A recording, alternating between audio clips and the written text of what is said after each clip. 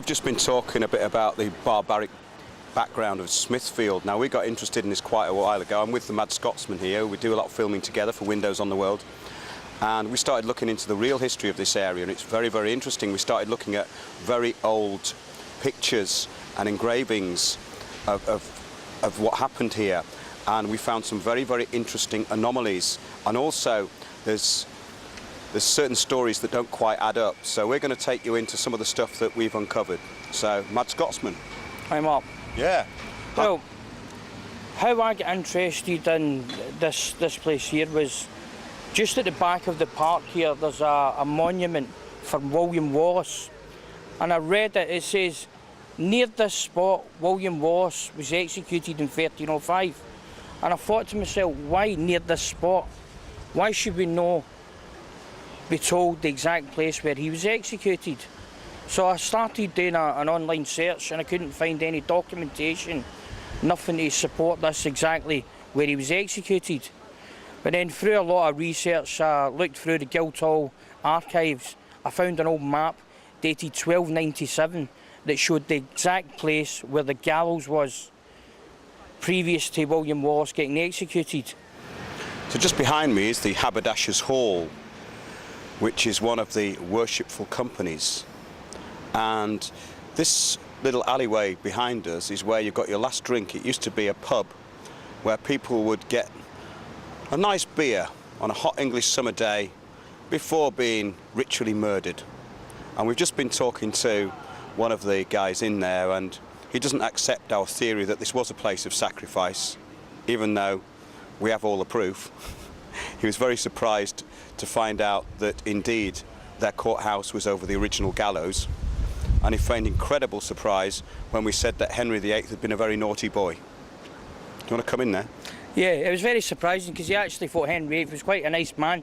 But you just need to look at, you know, the history that they do tell us, that how many wives did he murder, you know, how many sacrifices, how many murders did he cause, just in this small place alone. Murdered the priest in the church, locked him in iron gates, set a light to him, listened to him screaming. That's the kind of things that your friend up here, which is the only statue in London, and probably it might even be the only statue in England. That's how popular the guy was. Yeah, it didn't last very long, but we're still living with the legacy of him and what he did, and his association with the Roman cult, which is still what we're suffering under today, but we are finding solutions.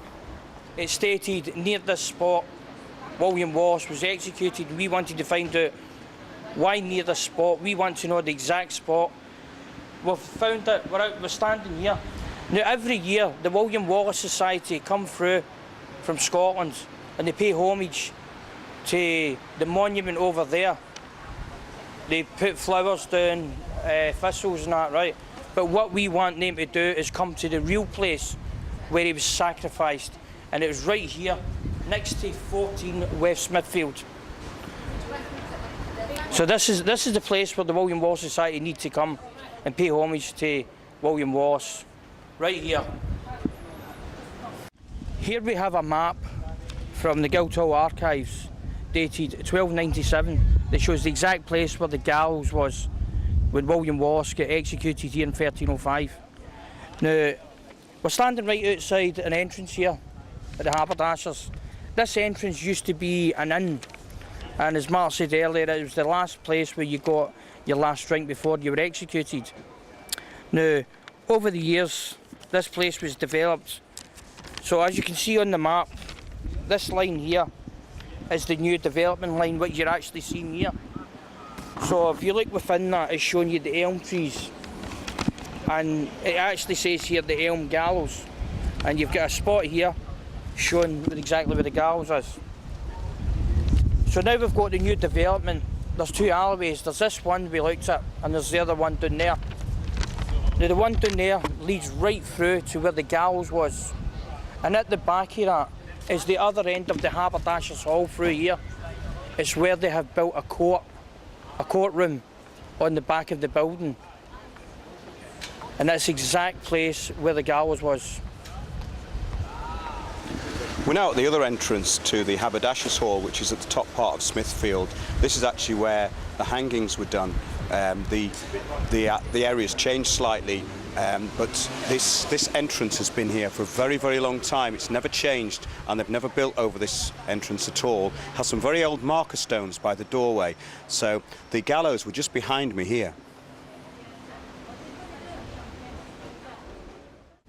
So the gallows were behind me and slightly over to the right here, and this was actually the place where the haberdashers have built their court. Their court is actually built over the old gallows. There's a dome over that court, so someone's using something for something.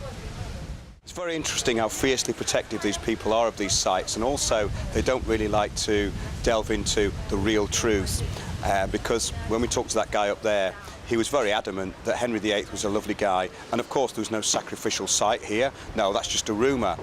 All of the sacrifices were done miles away from here, nowhere near of course, but all the evidence seems to point to the fact that this was the site. We've looked on the old maps, we've imposed the old maps onto the area, and indeed the gallows were actually where the courthouse of the Haberdashers is now, which has a huge dome over it as well. So the domed courthouse was the original place of sacrifice with the gallows in Smithfield. So the mercers haven't actually traded in 600 years. They're very, very powerful in these worshipful companies. What have you found out about the mercers? Well, what we've found out is the mercers have been at the very top of this hierarchy for a very long time. Their Grand Master, I believe, used to be Prince William. What we found out is all the top companies, their Grand Masters are royalty. It's like the Haberdashers, used to be Queen Mother. The Butchers Hall, the last time we checked it, the Grand Master was Princess Anne. So these companies do not trade, but they pretend to be charities. But they give a lot of donations to, places like Goldsmith College and places like that, to bring the younger generations of the elite through, to train them in common purpose and so forth, so they can carry on the legacy that they've set out. Yeah, basically what they're doing is they're indoctrinating people through different societies and different levels. We're finding a lot of this is coming from the United Nations now, but also this filters down through these organisations. We know a lot of people who in London who go to these sort of banquets and these events that get put on, and they are unaware really of what this is really about. I mean, but some of them do know, for instance, that the Knights of Malta have 93 embassies at least, and they don't file accounts. Nobody's ever seen their accounts, and of course we're talking about billions and billions. These companies are seen through them, and they are companies really. They're corporations. The City of London is a corporation. Everything's corporate here. Everything's done on paper. It's all Roman law, and it's all incredibly antiquated in the respect of that everybody is bound into this system of administration that we've got to blame the Romans for bringing over, really, because previous to that we had a different system of law. The Norse and Celtic law was extremely different, much fairer. You had a duty of care to the land that you were looking after, whereas the Roman administrative system puts everything into a system, including us. So we're just chattel goods of the state. That's what a lot of people who are in these organisations don't really realise. They actually basically love their own slavery, and it gives them a sense of purpose and belonging. So it's very interesting, because I think what we're dealing here is some kind of death cult. Having looked into it, there does seem to be this kind of connection back to some kind of Canaanite sacrificial cult or order. And this seems to have taken over the secret societies over hundreds and hundreds of years. So what you've got is you've got layers of people who are just nice guys who go there. They go to these lodge meetings a few times a year, or they come up to the City of London, they get dressed up, or they wear the Knights of Malta badges or their regalia, and they're probably quite unaware of what the real history of this is and what they're really doing. So in other words, you've got useful idiots at the top, like the guy we talked about, nice people, but they haven't really done the deep research into what's going on. We're going to have a look now at some of the other halls, because we've got the Butchers Hall just round the corner, and we've also got the Farmers Hall, and there's the Grocers Hall, which is not too far from here, with the statue of Semiramis or Semiramis.